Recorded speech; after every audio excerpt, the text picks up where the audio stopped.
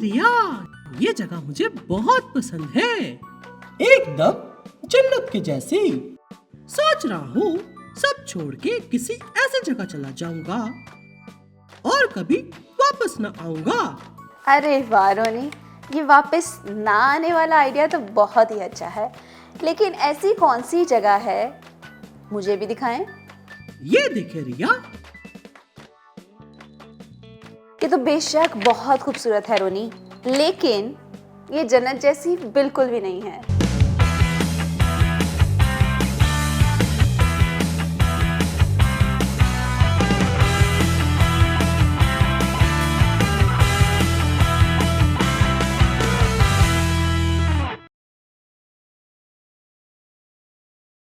रिया, आप तो ऐसे कह रही हैं जैसे आपने जन्नत देखी हुई है।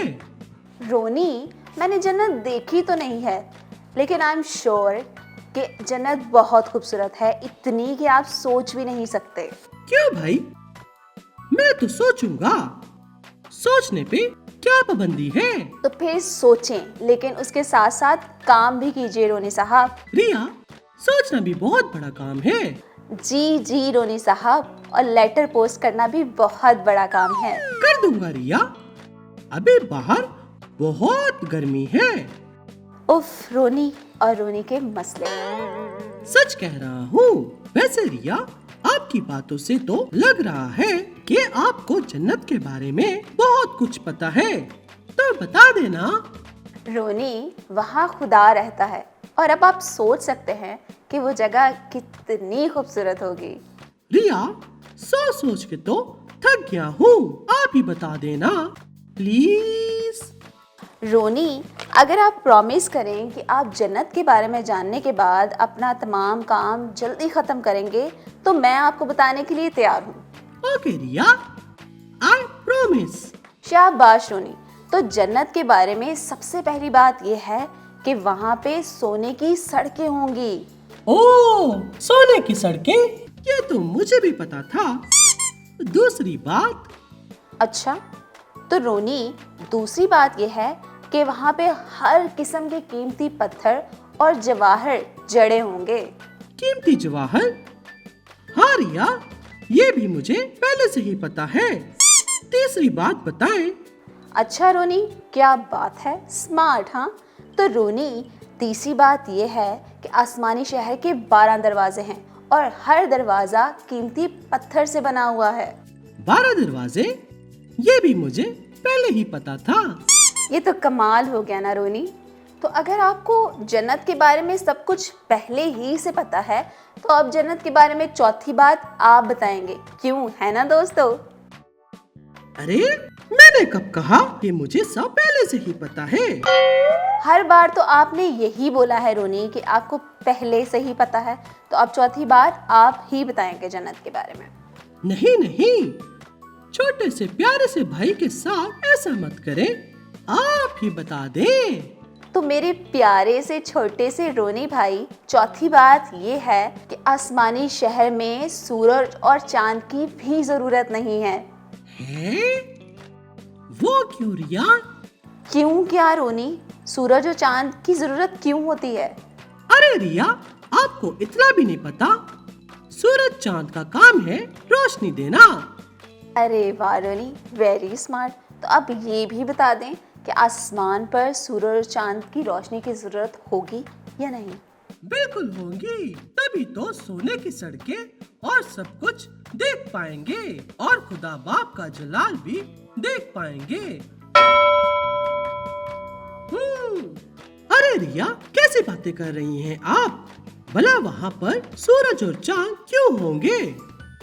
खुदा के जलाल से सब कुछ पहले ही रोशन होगा, और उस रोशनी के आगे सूरज और चांद की रोशनी तो कुछ भी नहीं। जी रोनी, यही तो मैं इतनी देर से आपको समझाने की कोशिश कर रही थी, बट थैंक गॉड कि आपको याद आ गया। वेरी गुड रिया। और पांचवी बात क्या है? तो पांचवी बात ये है रोनी कि खुदा के तख्त के पास जिंदगी के पानी का दरिया बहता होगा, और वो पानी इतना ज्यादा शफाफ होगा जैसे कि क्रिस्टल। अमेजिंग!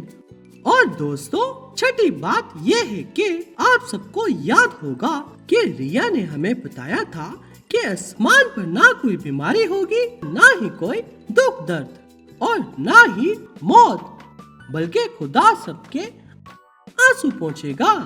और सातवीं बात, हमारे जितने भी अजीज जो पहले से वहाँ जा चुके हैं यानी मसीह में सो गए हैं, वो सब हमें पहचान लेंगे और हम उन्हें, और सबसे बढ़कर वहाँ हम अपने हकीकी निजात दहिंदा यानी खुदावंद यीशु मसीह से मिलेंगे, जिसकी वजह से हम वहाँ जन्नत में होंगे।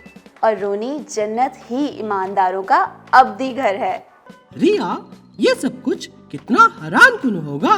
इसमें तो कोई शक नहीं रोनी।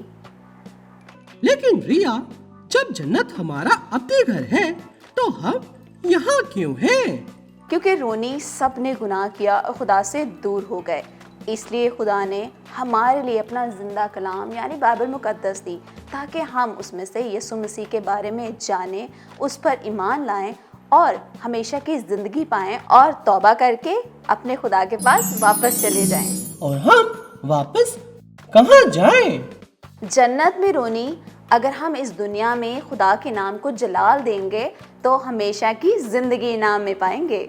और अगर कोई ऐसा ना करे तो फिर वो हमेशा के लिए आग की झील में यानी जहन्नुम में डाल दिया जाएगा। ओह माय गॉड रिया, ये तो बहुत खौफनाक है। खौफनाक तो है रोनी, तभी तो खुदा चाहता है कि हम वापस खुदा के पास चले जाएं और जन्नत को चूज करें। थैंक यू सो मच रिया, मैं तो जन्नत को ही चूज करूंगा। वेल डन रोनी, लेकिन कहीं आप कोई जरूरी बात तो नहीं भूल रहे? कौन सी जरूरी बात रिया? कम ऑन रोनी। हाँ, याद है रिया, यही ना कि हम अपने कामों से कभी जन्नत में नहीं जा सकते। Very good Roni, I am impressed. बस क्या करूं, मैं हूँ ही जीनियस। जी जी। तो दोस्तों, जो यीशु से मोहब्बत रखते हैं और उस पर ईमान रखते हैं, तो वो ही उसके साथ उसके बाप के घर में यानी जन्नत में रहेंगे।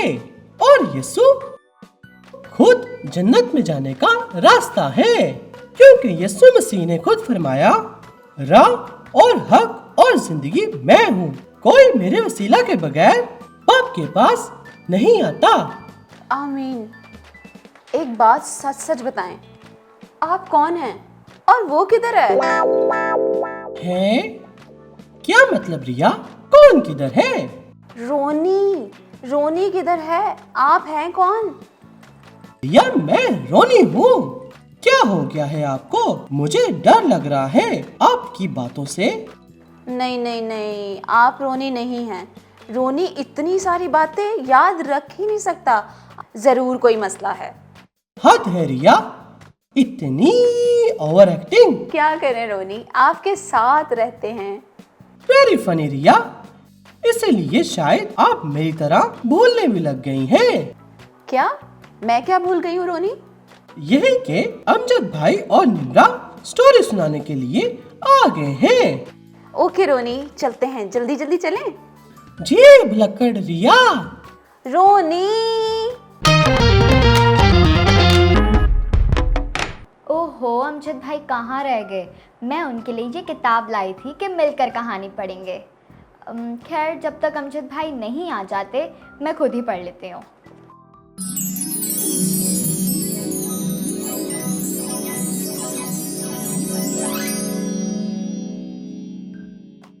Hello Nimra. Hello Nimra. Hello Nimra, कैसी हैं आप? ओह हाय अमजद भाई, आपने तो मुझे डरा ही दिया। Hello friends, welcome to HOF। Nimra, कहाँ खो गई थी आप?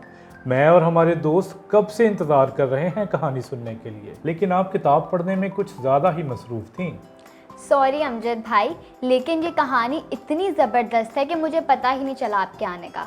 अच्छा, फिर तो वाकई ये बहुत ज़बरदस्त कहानी है। तो क्यों ना ये कहानी आप अपने दोस्तों को भी सुनाएं।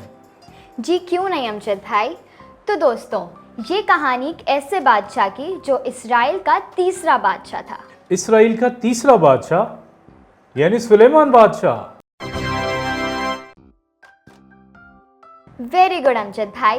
तो दोस्तों, सुलेमान बादशाह दाऊद बादशाह का बेटा था और जब दाऊद बादशाह काफ़ी बुजुर्ग हो गए तो उन्होंने सुलेमान को इसराइल का बादशाह बना दिया। तो दोस्तों, दाऊद बादशाह ने अपने बेटे सुलेमान को अपने मरने से पहले नसीहत की कि खुदा के कलाम को मानना और जो कुछ उसमें लिखा है उस पर हमेशा अमल करना, तो तू खूब कामयाब होगा। और दोस्तों, जब सुलेमान बादशाह ने तख्त संभाला तो वो एक नौजवान था और वो एक अच्छा और अक्लमंद बादशाह बनना चाहता था, क्योंकि वो इसी वजह से परेशान रहता था। परेशान? पर ऐसा क्यों? क्योंकि वो इस फिक्र में था कि वो इतने ज़्यादा लोगों की कैसे देखभाल कर सकेगा। तो दोस्तों, सुलेमान खुदा से बहुत प्यार करता था और उसने खुदा के हर हुक्म पर अमल किया कि खुदा एक रोज़ ख्वाब में सुलेमान से हम कलाम हुआ और उससे कहा, मांग, मैं तुझे क्या दूं। और दोस्तों, सुलेमान बादशाह के पास कितना अच्छा मौका था कि वो कुछ भी मांग सकता था। अमजद भाई, अगर आप उसकी जगह होते तो आप क्या मांगते? निम्रा, मैं तो बहुत ज़्यादा दौलत और बहुत बड़ा महल और बहुत सारी गाड़ियां भी मांगता, लेकिन अगर आप उसकी जगह पर होती तो आप क्या मांगती? मैं भी शायद ये सब कुछ ही मांगती, लेकिन दोस्तों, सुलेमान बादशाह ने ऐसा कुछ भी नहीं मांगा, बल्कि उन्होंने अपनी कौम का इंसाफ करने के लिए हिकमत मांगी और खुदा को उनकी ये बात बहुत पसंद आई। वाह! और खुदा ने सुलेमान की दुआ कबूल की और ना सिर्फ हिकमत बल्कि दौलत, शोहरत और इज्जत भी उसको दी, और ऐसा कि उसके जैसा कोई नहीं था।